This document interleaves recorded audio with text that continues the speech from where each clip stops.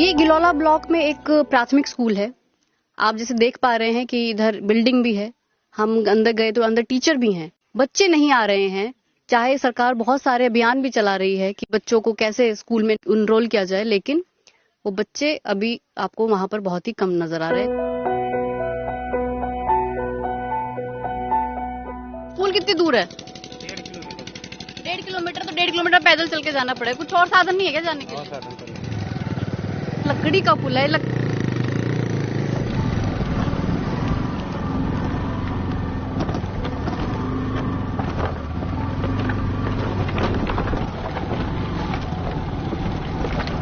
ये लकड़ी का पुल पार करके हम पत्तूपुर तनाजा गांव में पहुंचे और यहाँ के प्राथमिक स्कूल में अच्छी खासी संख्या में बच्चे थे।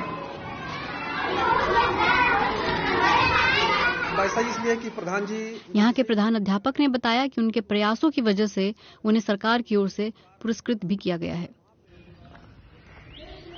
लेकिन इसी गांव के उच्च प्राथमिक स्कूल में जब हम गए तो वहाँ बच्चे नदारद थे, बल्कि 2 क्लासरूम्स पर तो ताला लटका हुआ था। अकेले टीचर है यहाँ पे। आप अकेले टीचर हैं? तो 3 क्लास आप अकेले कैसे पढ़ाएंगे? अब मैडम क्या करें, जब विभाग की यही जो है। सरकारी स्कूलों में बच्चे कम क्यों है? नहीं जाते बच्चे, खाली पड़े आपके स्कूल। बिल्डिंग आ गई है, स्कूल खाली पड़े, बताइए क्यों है?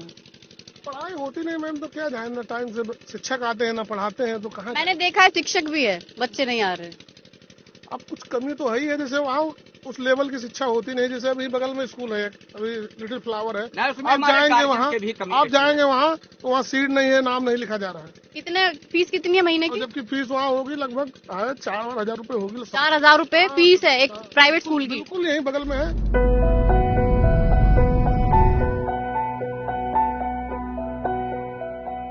श्रावस्ती के जब आप देखते हो, सरकारी आंकड़े देखते हो या मीडिया में न्यूज देखते हो, तो खुद सरकार मानती है कि श्रावस्ती यूपी के सबसे पिछड़े जगहों में से एक है।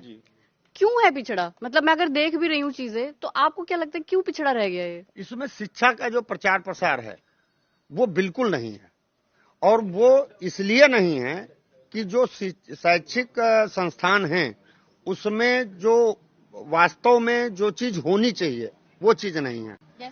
जैसे यहाँ पर जो सरकारी टीचर हैं तो वहाँ एक प्रतिस्पर्धा चलती है कि फलाने नहीं पढ़ाते हैं, क्या जरूरत है, हम भी अपना ऐसे समय काट लेंगे, और यही होता है।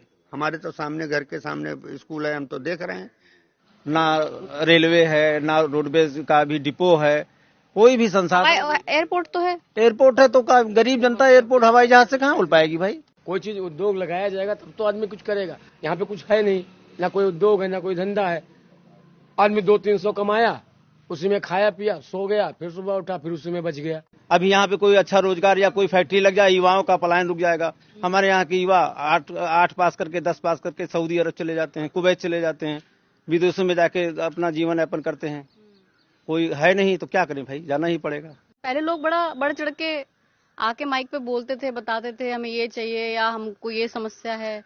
अभी ना बहुत बारी लगता है कि जैसे लोग छोड़ो यार, मतलब कुछ होना नहीं है, या तो लोगों को लगता है कुछ होगा नहीं कुछ कहने से। अभी थोड़ा सा ये भी है मतदाताओं में, देखते हैं कि जैसे कोई ज्यादा विपक्ष में बोलेगा उसको ऊपर मुकदमा लिख जाएगा, जेल भेज देगा। ये भी चल रहा है ना। अरे भैया फलाने बोले, अरे वो तो तुरंत जेल भेज देंगे, ये ज्यादा कुछ बोलो ना भैया, पता नहीं क्या हो, तो चुपचाप से वोट दे दो, जो जीतेगा कोई हमको कुछ दे नहीं देगा। ऐसा तो नहीं है कि कई मीडिया पे लोग ज्यादा भरोसा करते नहीं, ज्यादा लोग बोलते नहीं है। ये भी है ट्यूमर की, मीडिया भी पैसे लेके जो पार्टी का प्रचार करती है, पक्ष लेती है। ऐसा ही है, ऐसा भी सुनने में आता कि भाई फला चैनल है वो तो बीजेपी वालों से, फला सपा वालों से पैसा पा गया, उसके लिए जो है बोल रहा है, तो इसलिए लोग भी जो है कतराते हैं।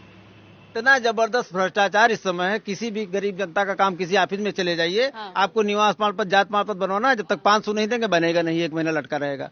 देखिए ये वाली बात जो हम गांव में जब बात कर रहे थे, हर व्यक्ति ने कहा कि जो आपको आधार कार्ड भी बनवाना है या कोई कार्ड भी बनवाना है, उसके लिए भी आपको पैसा देना पड़ रहा है। बिल्कुल देना पड़ेगा। अभी हम गांव में गए तो हमने देखा लोगों को वहाँ पे बताते हुए अपने बारे में कि हाँ मतलब अभी भी हमको ऐसे कहते, तुम में से बदबू आती है या तुम हमारे साथ नहीं बैठ सकते। मंदिर में भी अगर बुला भी लेंगे तो आप उधर बैठेंगे, हम इधर बैठेंगे, है ना? अभी भी है, पहले से बहुत ज्यादा कम हो गया है, लेकिन अभी भी है, खत्म नहीं हुआ है। रूढ़ रिवायता पहले से जो चल रही है वो है, बहुत हद तक तो सुधार हुआ है, लेकिन उसमें अभी और सुधार करने की जरूरत है। और ये पार्टियां भी जो है अब ये जातिवाद का मुद्दा उछाल के हिंदू मुस्लिम करके लड़ाती रहती हैं, तो इसलिए जो वो घटने के बजाय और फिर से वो मुद्दा उठ जाता है। आप बताइए, हिंदू मुस्लिम का मुद्दा है ना? बिल्कुल है, बिल्कुल है, और थोड़ा बहुता नहीं है, बहुत ज्यादा है। ये नुकसान कर रहा है कि बहुत ज्यादा नुकसान कर रहा है, सामाजिक स्तर पे, पारिवारिक स्तर पे, और हमारे जो राज्य स्तर या राष्ट्र स्तर पे देखा जाए तो उसमें भाई देखिए, एक हमारे मानस में लिखा हुआ है, जहां सुमत तहां संपत नाना, जहां कुमत तहां विपत निदाना। आप यकीन मानो, ये वही एक भिनगा क्षेत्र है जहां पर आज के 30-40 साल पहले यहाँ राजेश ठाकुर द्वारा है, वहाँ रामलीला होती थी। रामलीला में हम लोग जाते थे तो कम से कम अगर 40 हिंदू गया है तो 60 मुसलमान जाते थे रामलीला देखने। आज स्थिति इन नेताओं ने ये कर दिया है कि आज अगर वहां कुछ होने लगा, कुछ भी होने लगा, तो वहां पे यही डर लगा रहता है कहीं ऐसा ना हो विवाद पैदा हो जाए।